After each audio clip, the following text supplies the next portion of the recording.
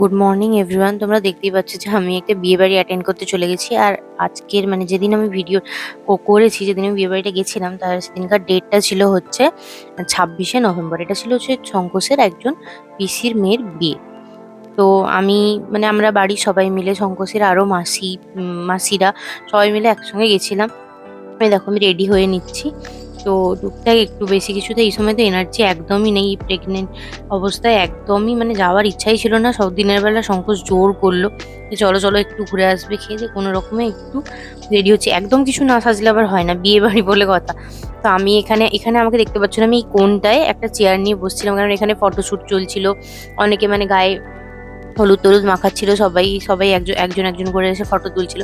না আমি আর সে তার ভিড়ের মধ্যে আর আমি ঢুকিনি, আমি সাইডেই বসছিলাম। এখানে সংকোচ ভিডিওগুলো করেছে ভেতরেও ঢুকে। কেন এখানে সবাই পরপর এসে ফটো তুলছিল। তো ব্রাইড মানেই তো জানো এখন ফটো তুলবে প্রচুর, আমরাও করেছি। তো আমি গিয়ে তারপরে খেয়ে দিয়ে বাড়ি চলে এসেছিলাম। তারপরে আবার দেখো সন্ধ্যেবেলা আমি একদম হালকা একটা শাড়ি পরে, খুব লাইট ওয়েট, এখন আমি কিছু ভারী শাড়ি পরতে পারছি না, রেডি হতেও খুব বিরক্তি লাগছে, হয়ে চলে গেছিলাম। চলে গিয়ে যখন দেখি যে বর এসে গেছে, আমি তো ঢুকতেই পারলাম না, বাইরে কিছুক্ষণ ওয়েট করছিলাম দাঁড়িয়ে। বরণ টরণ হচ্ছিল। বরণ টরণ হওয়ার পর তারপর বর ঢুকে যেতে আমি ঢুকেছি। তো আমার আমার এইসব সিনগুলো যখন আমি ক্যামেরায় দেখছি, আমি তো ওখান থেকে বুঝতে পারিনি, আমি পেছনের দিকে ছিলাম।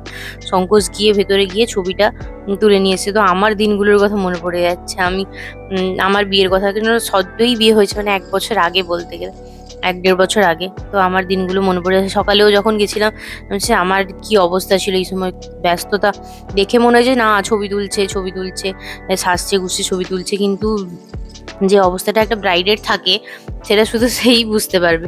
আমি সেই জায়গাটা গিয়ে ফিল করছিলাম যে তাড়াহুড়ো থাকে, কখন বৃদ্ধি হবে, কখন এই হবে, কখন সাজ হবে, আবার মেকআপ আর্টিস্ট কখন আসবে, সেই কখন বসবো, এইসব তো থাকেই। আর একটা টেনশন তো থাকেই মাথায়, যে পরের দিন চলে যেতে হবে বাড়ি ছেড়ে। সবকিছু মিলিয়েই মানে একটা মিক্স দিয়ে চলে। আর এখানে দেখো একটা অর্কেস্ট্রা টাইপ হচ্ছিল, যেখানে গান টান হচ্ছিল হালকা হালকা, অল্প স্বল্প। তো আমরা সেখানে গিয়েই বসছিলাম। আমরা যখন এখানে পৌঁছাই, আমি তো প্রথমে বলছিলাম যে যাবো না, এত তাড়াতাড়ি আমি যাবো না। সংকোচ জোর করছিল যাওয়ার জন্য, আমি না এত তাড়াতাড়ি আমি যাবো না। তো গিয়ে গিয়ে যখন দেখি তখন অনেকেই মোটামুটি চলে এসছে, আর জায়গাটা এত স্পেসিয়াস ছিল, বোঝাই যায়নি যে এত লোক একসঙ্গে আছে। তারপরে দেখো আমরা চলে গেছি হচ্ছে স্টলে। এখানে ছিল হচ্ছে 3-4 রকমের স্টল ছিল, যেটা আমি ফার্স্ট খেতে দাঁড়িয়েছি, আমার ফেভারিট জিনিসটা। অনেক আশা নিয়ে কিন্তু দাঁড়িয়েছিলাম মোমোটা খাওয়ার জন্য, কিন্তু মুখে দেওয়ার পর আমার এক্সপ্রেশনটা অতটাও ভালো ছিল না। মোমোটা খুব একটা ভালো ছিল না। আর বাকি ফুচকাটা খুব টেস্টি ছিল, যেটা সংকোচ বলল যে আমাকে খাও, খেয়ে দেখো ফুচকাটা। তো ফুচকাটা খুবই টেস্টি ছিল। ফুচকাটা খেয়েছি 4-5টার মতো। মোমো তো 2 পিসই খেয়েছি, আর নিইনি। এক্সপ্রেশন দেখে বুঝতে পারছো যে মোমোটা খুব একটা মনে ধরেনি।